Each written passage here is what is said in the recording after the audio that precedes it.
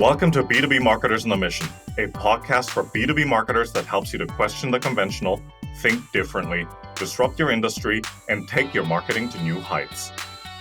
Each week, we talk to B2B marketing experts who share inspirational stories, discuss their thoughts on trending topics, and provide useful marketing tips and recommendations. And now, here's your host and co-founder of Einblick Consulting, Christian Klepp.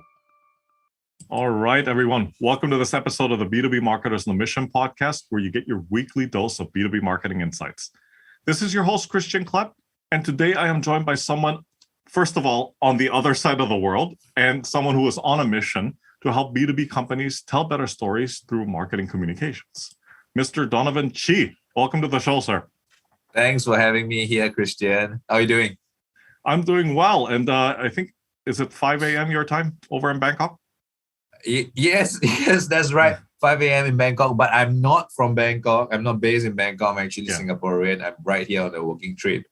And so I thought, I like to start my day early. And that's why I decided to do this early in the morning. Because if I were to do it late at night, that's not going to work. I would prefer to sleep.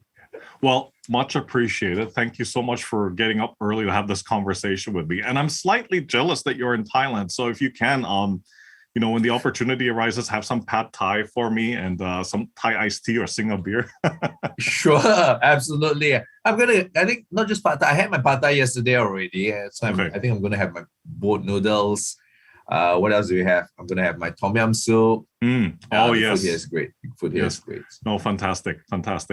Let's start this conversation, and it's on a topic that I believe is really important. It's also close to my heart, but more importantly, I think it's a topic that tends to sometimes get overlooked in the world of B2B marketing, right? So on that note, you wrote a post on LinkedIn a while back that got some incredible engagement. And in this post, you talked about how marketing is an art and that the heart of great marketing is good storytelling. So can you talk to us a little bit about this post and why you feel so strongly about good storytelling when it comes to B2B marketing? That's a great question, Christian. I think I've been very lucky to have seen the evolution of B2B marketing. Now, my experience is probably not as extensive as a lot of my other peers within this function or within this sphere.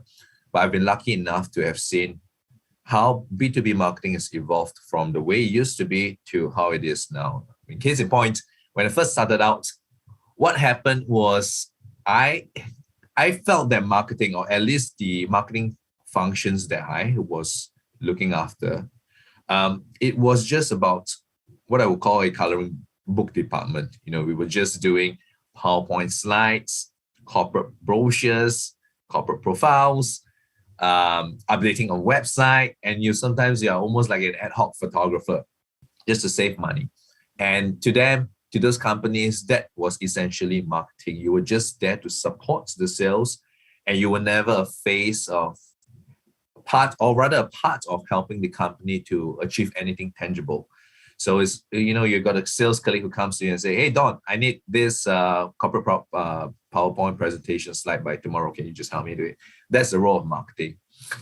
And then, I've also seen how product marketing was like when it comes to, say, advertisements. And I recall having it, being at one of an MNC where we were doing filtration products. And I clearly recall this brand identity guideline that told us that we could do it two ways for our advertising. One, we could either put the product in there, or two, we could either put the product packaging in there. There are no two ways about it. And they gave you taglines which were constantly reused all over the world because they felt that was the best way to brand the product.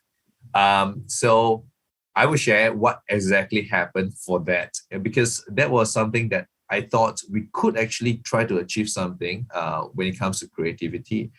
And because they told me that I could only use the product or the packaging, I told them, look, I'm going to try something new. I'm not going to do that. So Christian, I suppose you do drive, right? So if you drive, you have to go to a car workshop and you definitely yes, need to yes. change your filters. Yeah. I do. Yeah. So we'll take the point of a cabin filter then. So cabin filter in a nutshell is really meant to filter the air that's coming through your aircon and make sure that everybody's healthy, you're breathing clean air.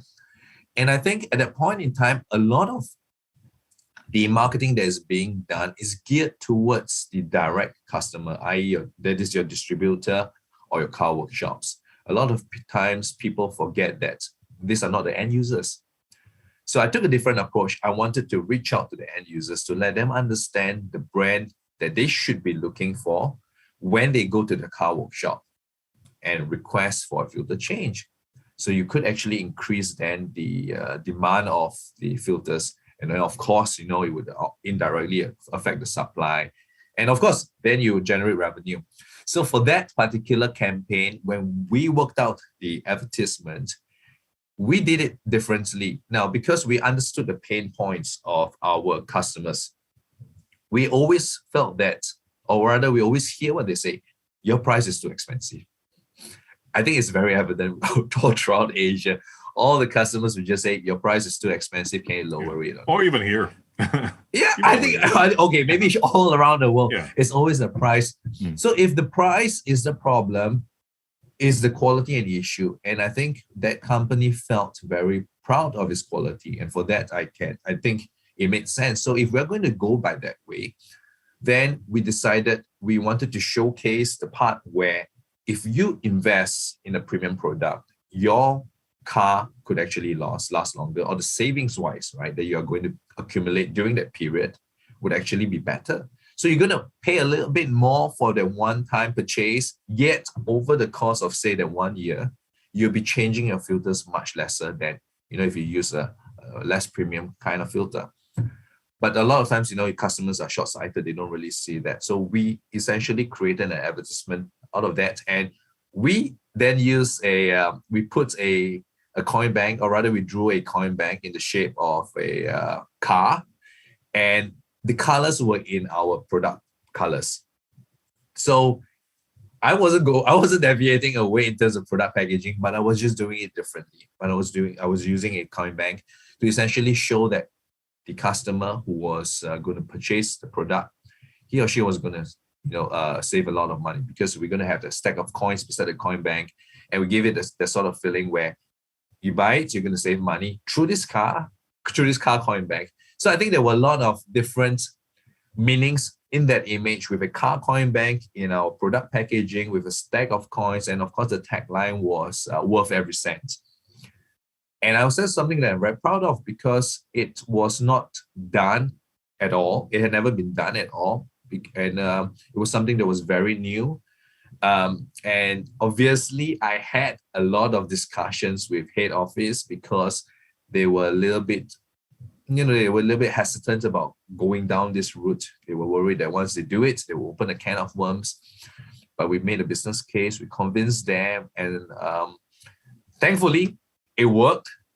And then this advertisement was voted by my global colleagues as the best advertisement for the year. And coming from, being a novice in marketing at that point in time, I felt so proud and honored, but at the same time humbled, that a lot of my senior marketing colleagues who have so much more years of experience than me, they actually felt that was worthy to win something. So to be recognized by them was great. But back to the point on creativity, I think, on storytelling, why do I feel that way?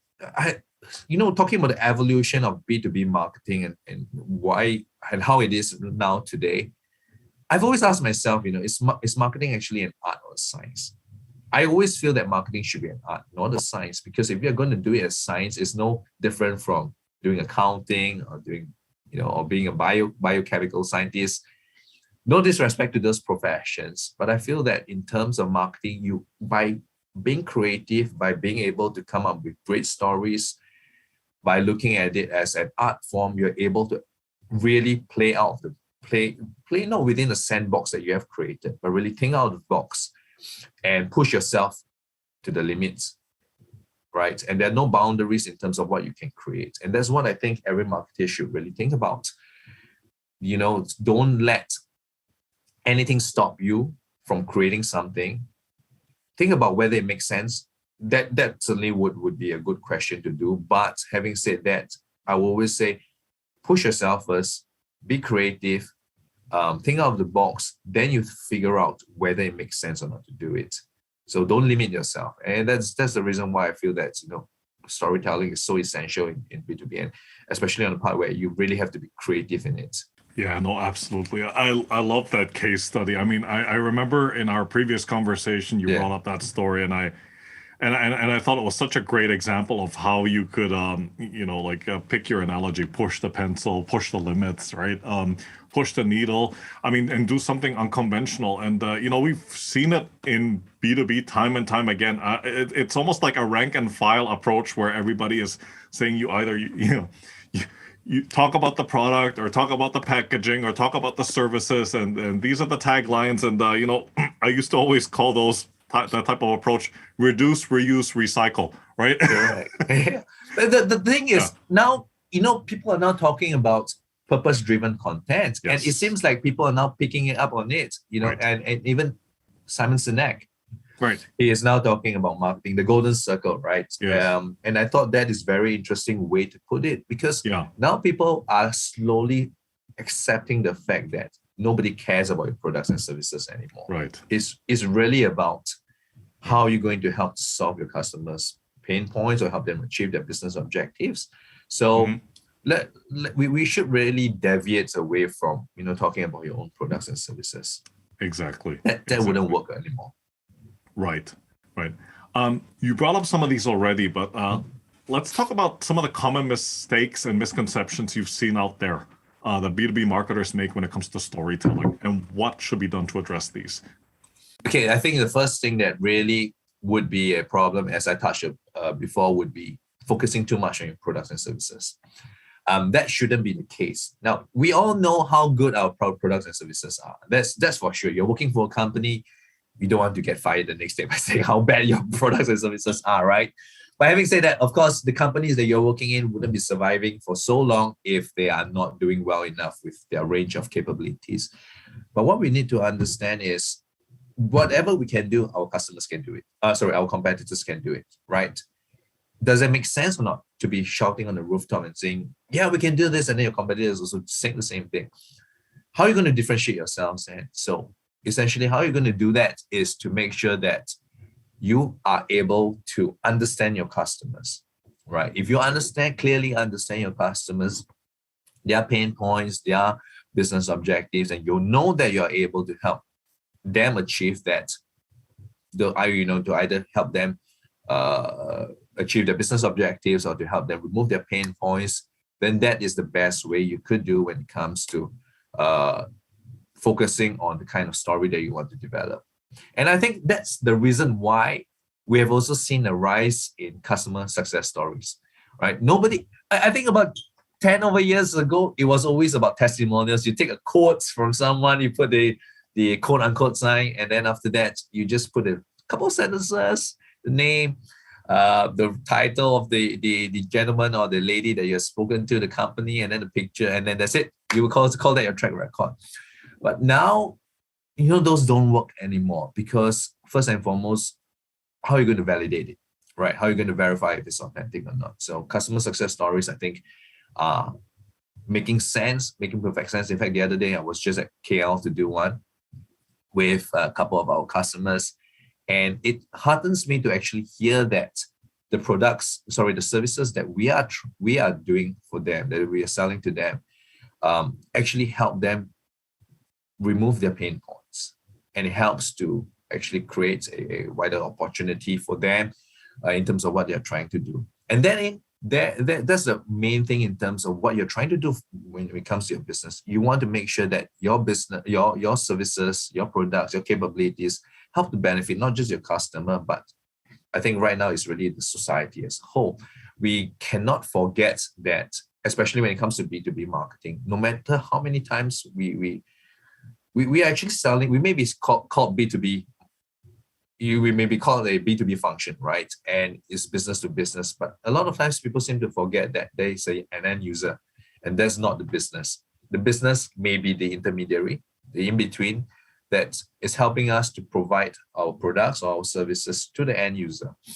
So if we're able to make sure that we partner our customers and help them do better good for the society or for their end users and benefits the end users, that to me means that your marketing is done very well.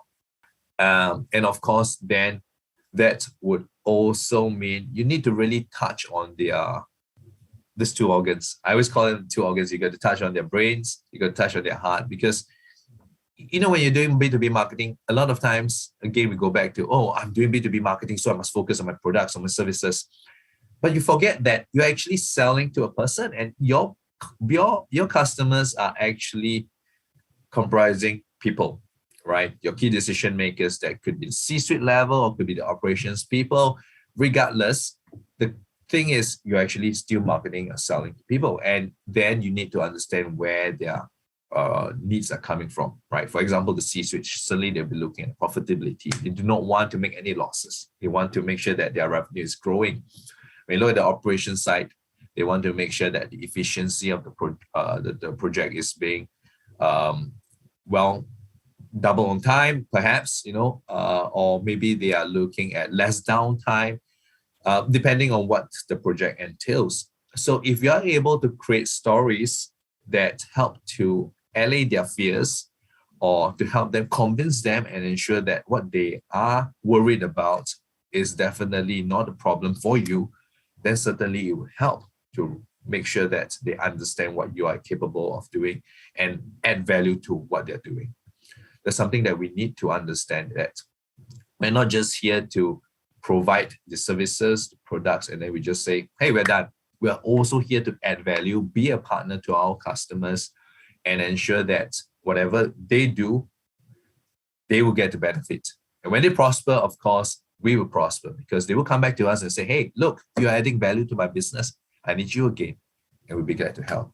So then, of course, on their side, they will know that we understand their business. We understand their pain points. We understand their business objectives. They don't need to find another a supplier or vendor that think that, I have to repeat everything again. What's the point? They now know that they can go back to us and we know it. We totally understand the business. Absolutely. You brought up so many points, and I was furiously taking notes here. Yeah. But let me see. No, there was something that you brought up which I think is so important, and it annoys me how people used to dismiss this in B2B marketing / storytelling. Like they say, just take the emotion and rationale out of everything, right?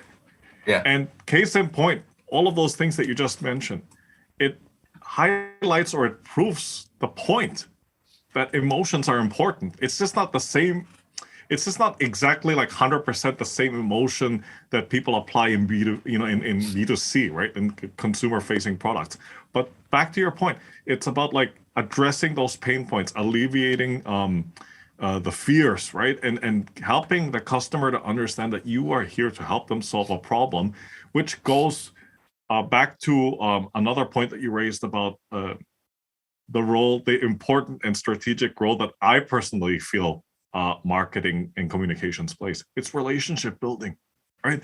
Because it's not necessarily just in Asia, in my experience. It's like all over the world. Once the annual contract is up and then it comes to contract renewal, oh man, right? We're gonna have the same conversation again.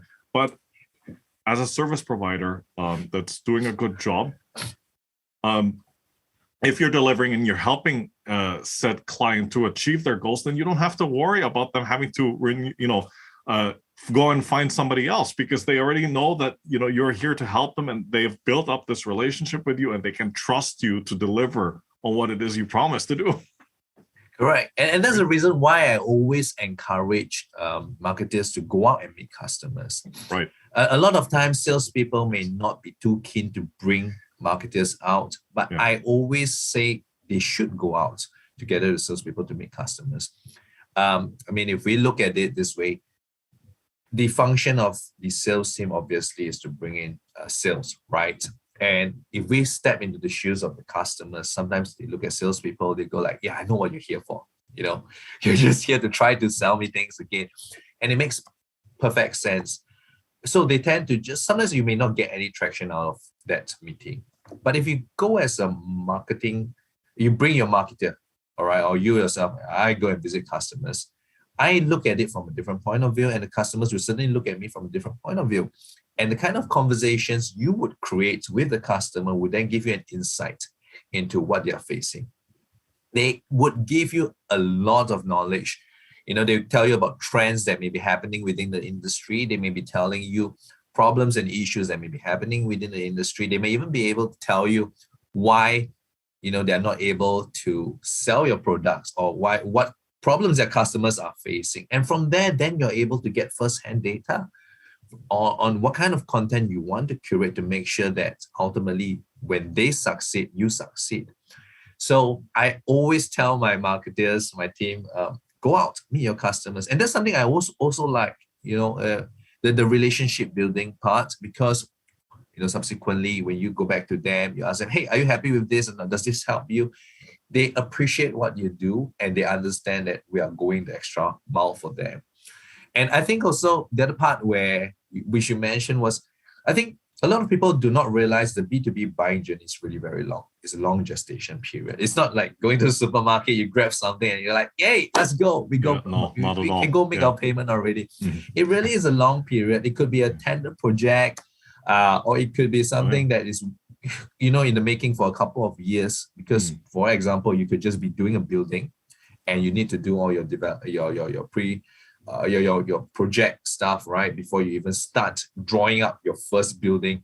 So all of these things need to come into your mind, and really understand that because this long buying journey is already there for B2B. When it comes to B2B, we have to start right from the start to make sure that you understand all aspects throughout this customer journey, where the pain points are. And once you do that, then you curate the right content to make sure that you alleviate or address their concerns at each of these pain points. So as long as we understand that, then there shouldn't be a problem in an ideal world. Exactly. No, I love it. And I'm glad you brought up the topic of research and data, because that's such a beautiful segue into the next question, because it's the importance of having first-party data and research for good storytelling. So your thoughts on those? Well, like I mentioned earlier, as much as now, I think a lot of times people now think, especially when it comes to modern marketing, data means your engagement rates, your clicks, your MQLs, your SQLs. I like to think I go back to the traditional way again, visiting your customers. That's where you really get your first-hand party data. You speak to them. You know what you're looking for. You ask the right questions, you'll be able to get the right answers. And when you get the right answers, it gives you an understanding of how the industry is like, or what the customers are facing. And I always go back, I make it a point when I go back to do my own marketing reports on what I think, on what they have told me, and what I think we could do to help them. And of course, the certain situations that could be forecasted, 2 years down the road. So that's how we create content or create campaigns for marketing. But I'm the kind of I strongly believe that first-party data is essential in terms of helping us understand the customers. So you obviously would have to have gated content for certain sort of content, for certain type of content that you're putting out. I myself, I would like to usually put gated. I would like to use white papers as gated content usually, because I think that they are an essential source of information that would certainly benefit the customers. And I think customers who are already in a certain advanced stage of the buying journey, they would want to know more information, not brochures where they already know your capabilities. I think those are content that you can actually give it out to them for free. But white papers are good information for them to understand and help them make sure that they feel that they're doing the right thing when it comes to sort of selecting the right service provider. So that's the kind of first-party data that we would like to collect, because then it immediately allows us to reach out to these potential customers and speak to them and start the relationship, right? We need to engage them and nurture them. And one thing is, I think with B2B marketing, a lot of times customers, they actually already know what they want. They're already probably about 20% there. They would have heard of your name already, or else they wouldn't have come to your website or tried to look for materials. But they need verification, right? Yeah, correct. Validation. Rather. Validation, exactly. And they are there to actually make sure that they are on the right track in terms of, well, is this company really what I think could help me, And in that case, the information or the content that you put out has to be very useful for them to make sure that they want to click on it. They want to give you their details and to make sure that this is what they are looking for. So once we get it, we immediately speak to them, nurture the relationship. And one thing I realized is, having worked in international companies, the journey is so different in different countries. In Europe, I recall this conversation in terms of the fields that we needed to put for our gated content. That was very interesting because at that point in time when they first started out, they told me we needed to nurture the customers at different stages of the buying journey. So at the very first stage, you only need their names, their contact details, for example, their email, as well as their telephone numbers, then their country, and that's it. Then subsequently, they will send out emails to continue to nurture, and then they will ask for more details again. But I think within the Asian context, a lot of times you don't want to do that because our customers are busy enough already. You want them to just go straight into it, make it as simple and as easy for them. Go there, input all the details that you need. And once you capture all those details, immediately you start nurturing them. By engaging them. Not give them another email to say, hey, would you like another ebook? And then you please input all your details again. I think that is one step too many for customers in Asia. And certainly we want to strike while the rod is hot, right? So you make sure that you go straight into it, you engage them because they have already indicated their interest level by downloading your content. Why are we waiting? Go straight into it within 48 hours if that's the process that you have. That's certainly the process that I have indicated for our sales team is to go into it 48 hours, make sure the lead is still hot and speak to them and engage them. And hopefully it results in revenue for our company. Absolutely. So there were two things that you brought up, right? Like in the past couple of minutes, which I want to go back to. First of all, on the topic of gated content, well, first of all, thank you for bringing that up because I am one of these people, right? That if I read another post on LinkedIn about somebody saying like you should just ungate all your content, I mean, seriously, I'm just gonna because I understand where they're coming from, but I guess it goes back to your point. I don't think that everything should be ungated, and white papers is definitely one of them. Something that's proprietary or something where the company has clearly invested time and resources, like for example, coming up with research papers, right? I mean, I think if companies are gating that kind of content, that's fair enough, right? That's fair enough. Like you want access to this, okay? You gotta give us something in return, right? Number one. Number two, it was the last point that you brought up, which is so true, and I've seen that play out like in China or even here in North America a couple of times. What works in one market really well might fall flat in another market, right? And there's a lot of like factors at play there, as you can attest to, right? There's cultural differences, linguistic differences. People are busy or they're on the road and they're not going to have time to sit down in front of a desktop to fill out a form that has 25 fields in it, for example, right? Yeah. So it's important for people to understand those differences because the world has become so much smaller now thanks to digitization and so forth. I mean, look at us. We're having this conversation. You're sitting in Bangkok when I'm here in Toronto, right? Yeah, correct. And I'm not even based in Bangkok. Exactly. All right. You talked about some of these already, but break it down for us, right? Tell us about the different components that you think are required for great and effective storytelling for B2B. Okay, that's a very good question. I think a lot of times it comes from within first. You must really dare to think out of the box, right? And push the boundaries. I think that has to come from within because if you are able to do that, then you should be, at least I hope, be able to think of a lot of creative ideas. But other than that, those kind of the kind of I wouldn't call them skills, but the kind of attitude or the kind of the way you would want to approach your storytelling. The other way is really to look at what other industries are doing. It's important that as marketers, you do not just close yourself up and you wrap yourself within the industry that you're looking at, and then you just look at what your competitors are doing. Granted, that's fine in terms of research. That's fine in terms of trying to see the best practices within the industry. But if you look at what other B2B industries are doing, you could pick up a little bit of, go here and there, and you could adapt and see, or rather you could bring see what's useful in what they have been doing, and see whether you could adapt or not to what you're trying to accomplish down here within your industry. So don't close yourself and say that, just because I'm in this industry, I'm only just focused on what our competitors are doing and we try to do better than them. Certainly that's the end game, to do better than your competitors in terms of marketing, but you don't always have to follow the rule book.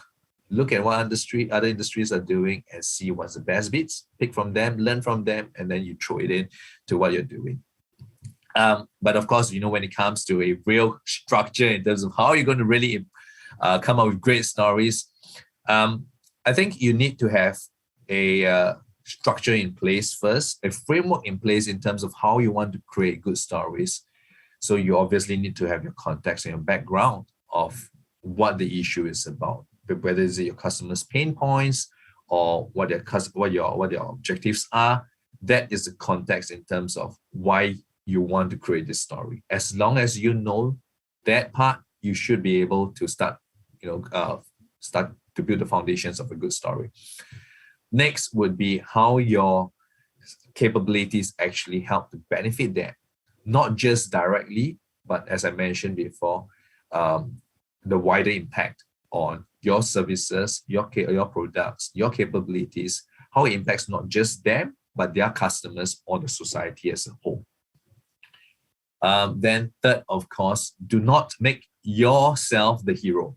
I think that's the part where we have to understand that we are here to provide the solutions for our customers, but ultimately the one that is happy is the customer. So the customer should be the hero because they're now able to do what they need to do. You have actually helped to solve their pain points, right? You have actually helped them accomplish their business objectives.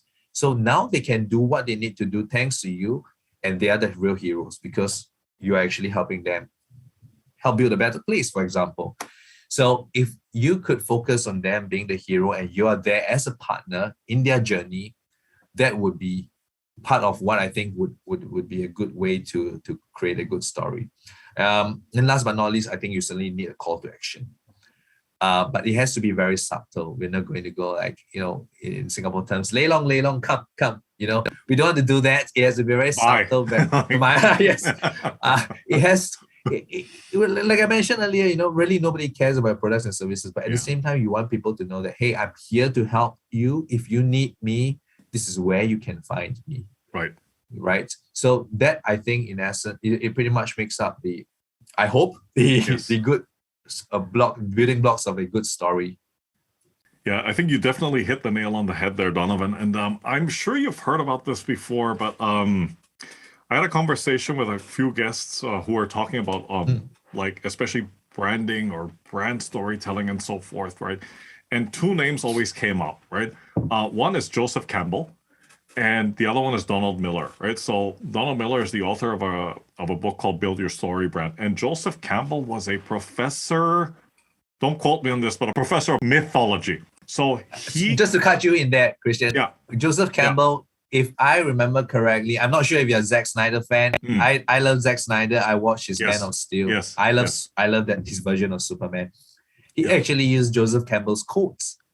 Right. On the Superman symbol. I can't remember, was it the Superman symbol or was it the belt?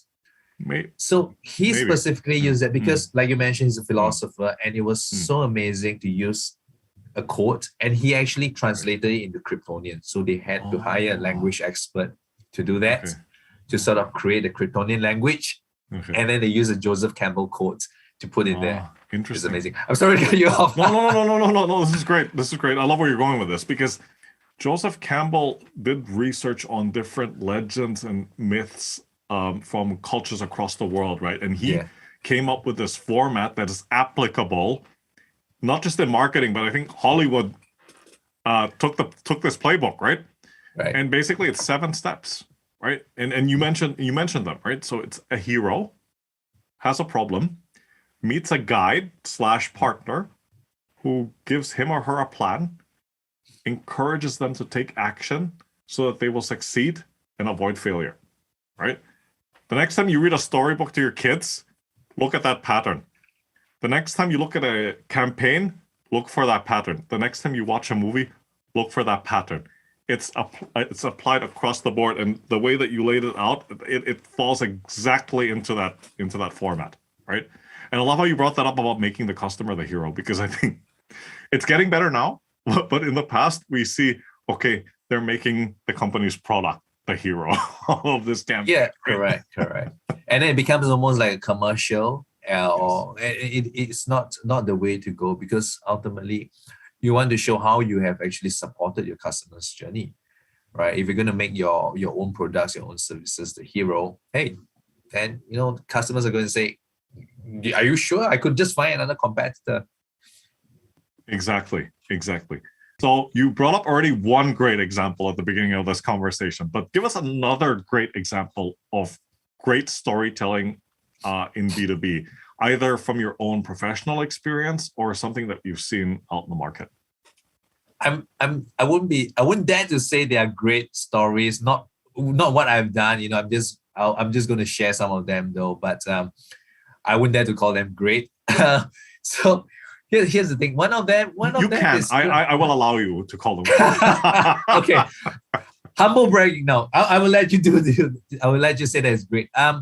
No, look, here's the thing. One of them was when I was at a technology company, and we were actually doing defense equipment, right? We were essentially a defense equipment manufacturer. Now, I think the thing with defense equipment is that you have always one camp that thinks defense equipment is evil because it creates wars, it creates death. And fair enough, I totally understand the perspective. So in essence, when we were looking at trying to create a video, a story on how to actually make it more relatable and resonate with the common audience, and to put and make sure that it's nice to look at, it feels good to look at, yet at the same time we recognize the importance of having defense equipment. We actually sat down to brainstorm, what should we be doing? We don't want to go down the whole traditional route of just saying, well, this is a rifle, these are the specifications, this is what it can do, full stop, that's it, next one. So we created the video, and when we came up with this concept, we actually had quite a few weeks to brainstorm in terms of why are we doing that? What is our purpose in terms of building defense equipment? So the idea that we came up essentially was something that I felt it would totally resonate with Singaporeans, because Singaporean males like me, we have to serve what we call national service. So you spend 2 years in the army where you learn how to protect your country. So when we came up with the concept of the video, it's all about defending your country, defending your loved ones. And that's why you need defense equipment. So just to give you a gist of what this story was about, it was about a man that went back home, looked at his daughter that was sleeping, and the daughter was about 4 or 5 years old. His wife said hello, and then he got called up to the military because there was an invasion. So he went back to army camp, and then of course he was equipped a la Iron Man, with all the different products or with all the different equipment. And that's how we sort of, share the kind of the technical requirements, or rather the technicalities of each defense equipment in a very subtle way. And of course, you win the war, you go back home, you see your family, and you know that your loved ones could sleep peacefully because of what you have done. And it's all because of the defense equipment that has helped to actually defend the country and help to protect your loved ones. And that was in a nutshell what we did. And it felt that it resonated very well because we premiered it at one of the trade shows that was open to the Singapore public. And a lot of children were actually sitting down there. A lot of families were standing there to watch. So as much as there are no specific metrics, I think the fact that you had families sitting down there or standing there gathering to watch that video, it was heartening to see. And you can just tell your boss as well, these are the metrics that you actually want, the number of people that are looking at your video, and that's the kind of engagement we had. And essentially, it made sense for us to go down that route when we created that story, is because we do not want to just talk about, again, how this equipment how many rounds this equipment can fire. Really, I think every engineer and every defense personnel would know.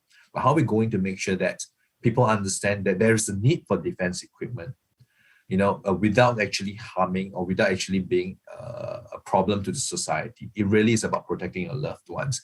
And, you have got family, Christian, I've got my family, and I want them to be sleeping peacefully. I do not want any, touch with any sort of invasions or wars. Yeah, no, of course nice. Not. Nobody does. Yeah, exactly. And this is one way we wanted people to know that, look, the people that we're selling to, or the defense armies that we're selling to, they are actually using it to protect their country, their loved ones.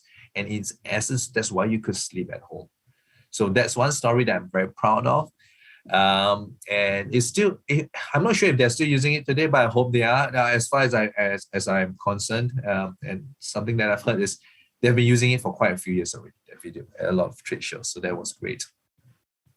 But having said that, of course, when it comes to resonating with your audience, you need to find a common point, right, in terms of the culture side of things. Or what is it that your audience and you have in common when you're thinking about crafting a story?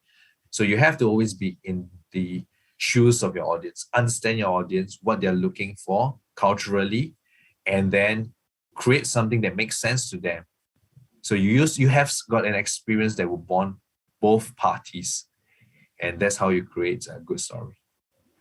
All right, now I'm going to allow myself to say that was a great example of good storytelling in B2B. Thank you. But all jokes aside, I think what I liked about that story, because you shared that with me in our previous conversation, but what I really liked about that case study, if I can call it that, was the originality. Because I think one thing that you guys did not do was go down, I would say, the path of predictability. All right, so you didn't. We all know what the product is. But that's one thing that you didn't necessarily have to shout from the rooftops, as you said earlier on in the conversation. You created a story around, okay, what is this product's reason for being, and who benefits from, well, hopefully somebody not using the product, but like if they need it, it's there, right? For example, the other one was not making it about the company or the product itself, right? And that goes back again to some of the points that you were bringing up earlier on in our discussion, right? It's making the customer the hero, making the end customer the hero, talking about like what the greater purpose of the company is beyond the obvious products and services themselves, right? Correct. And I think purpose-driven content is essential to what you Yes. do. You have to know your company's purpose. You have Absolutely. to know the purpose of what you're doing and why you're doing and how it benefits. If you do not sense that purpose, there's no way you can create a great story. And I think that's something that I should have touched on earlier.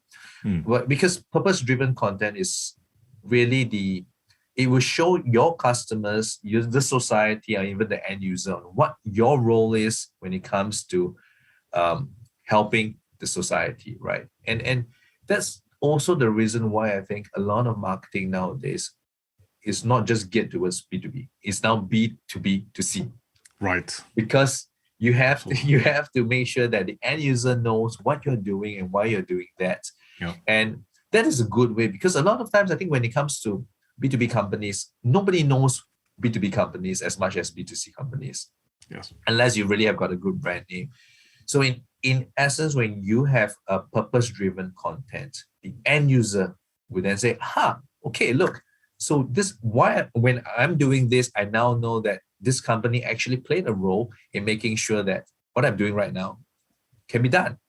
For example, if I'm eating a fish that says it's been sustainably sourced from a farm, for example, but who is it verified by, right? And if the company that I'm working at is the one that has done the verification, and somehow the marketing is so purpose-driven such that I now know, the common man on the street now knows what this company is doing, it makes perfect sense. Yeah, so I think purpose-driven is really the part where we also need to know and really focus on when you try to churn out great content. Absolutely. I mean, Donovan, this has been such a great conversation. I think we could have gone on for another couple of hours, but I think the sun is already rising in Bangkok. So and the sun is setting over your side, Christian. Yeah, it's gonna set in another hour or two, right, over on my side. But thank you again for coming on the show and sharing your expertise and experience with the listeners. So please, quick intro to yourself and how people out there can get in touch with you. Right. Thank you very much for inviting me to your show, Christian. Well, my name is Donovan, and I'm actually the head of marketing and communications for Bureau Veritas, which is a company, a French company actually, with over 200 years of history in the testing, inspection, and certification industry. So I've been in the B2b marketing sphere for about 13 years already. It's not long, not short, but I think it's given me quite a ride so far, quite a journey, as I mentioned earlier. And I'm very happy to be on this journey. Well, you guys can find me on LinkedIn if you look for Donovan Chee. I hope it shouldn't be a problem, but otherwise, you could always message Christian and he'll be able to direct you to where I am at. But it's great. It's really great. And I thank you so much, Christian, for inviting me to be on the show. Fantastic. Once again, thanks for your time. So take care, stay safe, and talk to you soon. Same to you. Bye. Thanks. Bye for now.